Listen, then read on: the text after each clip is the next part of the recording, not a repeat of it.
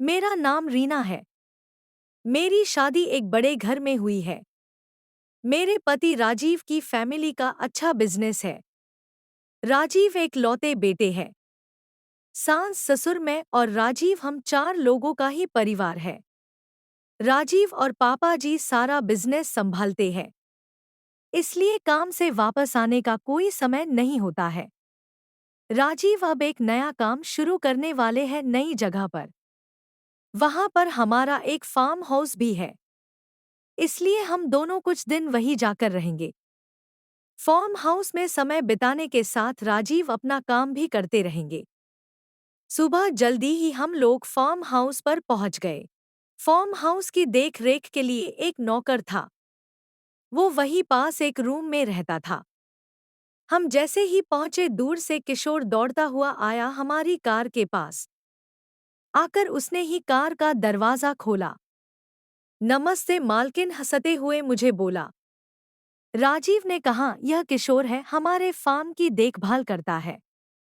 मैं अंदर जाकर बैठी। थोड़ी देर बाद राजीव अपने काम में बिजी हो गए। उन्होंने किशोर को कहा कि मैडम को फार्म दिखा दो। किशोर बोला, ठीक है साहब। वो मुझे फार्म दिखाने ले गया।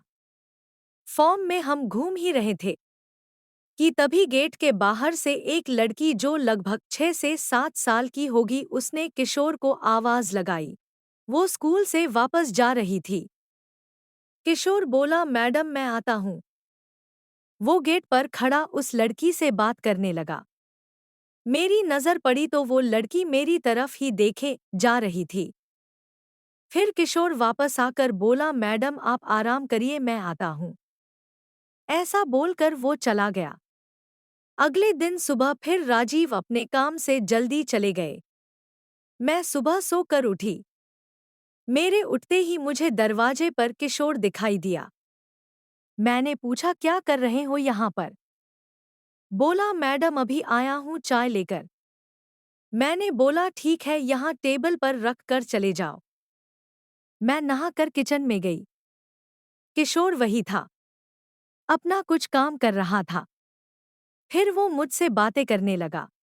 मैं उस तरह की लड़की नहीं हूं कि कोई एकदम से मुझसे बात करे और मैं भी उससे बात करने लगूं। इसलिए मैंने उसकी बातों पर कोई जवाब नहीं दिया। यहाँ का पुराना नौकर था, इसलिए मैं उसकी बातें सुन लेती थी। अगर ऐसा नहीं होता तो शायद मैं उसे डांट देती। अभी मुझे यहाँ आए 2 से 3 दिन हो गए थे।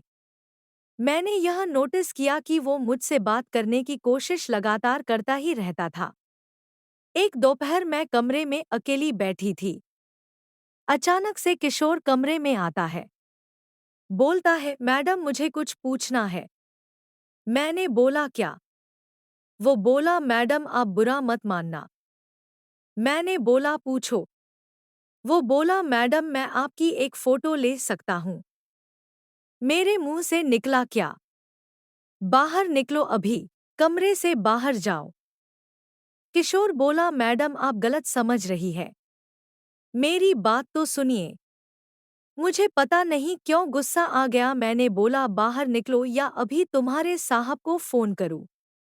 एक तो इतना बड़ा घर और वो मेरे लिए तो अनजान ही था। ऊपर से वो इस तरह की बातें कर रहा था। मुझे कुछ अजीब लगा। मैंने सोचा शाम को राजीव आएंगे तो सबसे पहले इसकी छुट्टी करवाऊंगी।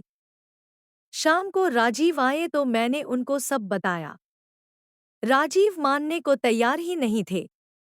बोले, यह कई सालों से यहाँ पर है। उसकी एक बच्ची भी है। तुम कुछ गलत समझ रही हो। उसकी बच्ची के बारे में मुझे पता नहीं था। मैंने बोला, कई सालों से यहाँ कोई लड़की भी नहीं आई थी।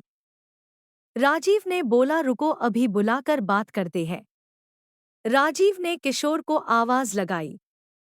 किशोर आया तो राजीव ने बोला, क्या हुआ किशोर, तुम्हारी मैडम कुछ कंप्लेंट कर रही है। साहब मैंने सिर्फ फोटो लेने को कहा था। राजीव ने पूछा, क्यों चाहिए तुम्हें फोटो? किशोर बोला, साहब आप तो जानते हैं मेरी 7 साल की एक बच्ची है।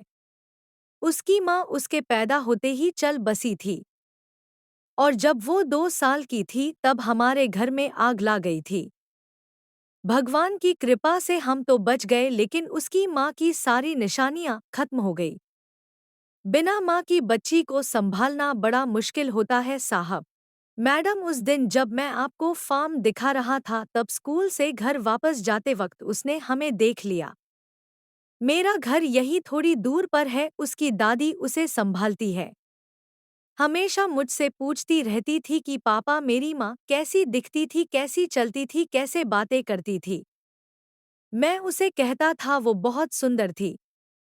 यहाँ गांव में उसके जैसा कोई नहीं है।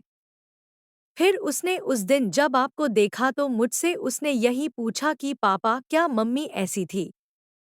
मैंने उसे कहा हाँ, ऐसी ही थी। तब से जिद पर अड़ गई है कि मुझे मैडम से मिलना है।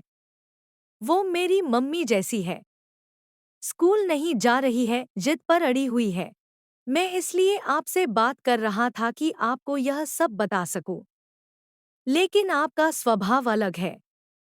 फिर उसने आज सुबह से कुछ खाया नहीं। बोल रही है फोटो लाने को। कहती है मैं मेरे स्कूल वाले दोस्तों को दिखाऊंगी कि मेरी मम्मी ऐसी थी। तो मैंने बोला कि मैं तुझे फोटो लेकर दिखा दूंगा। वो बोली पक्का ना पापा, लेकर आना। इतना कहकर किशोर फूट फूट कर रोने लगा। रोते हुए ही बोला, बच्ची है मैडम, उसका नसीब ही ऐसा है। पैदा होते ही माँ मर गई और बाप मुझ जैसा मिला। मैडम, हम साहब से कुछ भी बोल देते थे। साहब से कभी मुझे डर नहीं लगा।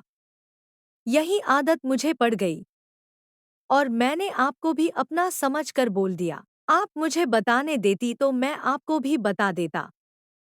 किशोर की बातें सुनकर मुझे अपने आप पर गुस्सा आया। राजीव ने किशोर को चुप कराया और कहा कि बच्ची को वहां क्यों रखते हो, उसे यही रखो, इतना बड़ा फार्म हाउस है। कल बच्ची को लेकर आओ। सुबह वो बच्ची को लेकर आया। बच्ची को दूर से ही मुझे दिखा रहा था, शायद अब भी झिझक रहा था। मैं खुद बच्ची के पास गई। बोला, अरे हम यहाँ 4 दिन से हैं और आप अब आ रही है। मेरे ऐसा कहने पर बच्ची के चेहरे पर जो मुस्कान आई वो अनमोल थी। वो मुझसे लिपट गई। जब तक मैं वहां रही मैं उसके साथ खेलती और सती रहती थी। एक अलग खुशी मिल रही थी। अब वो एक वजह बन गई थी मेरे वहां बार बार जाने की।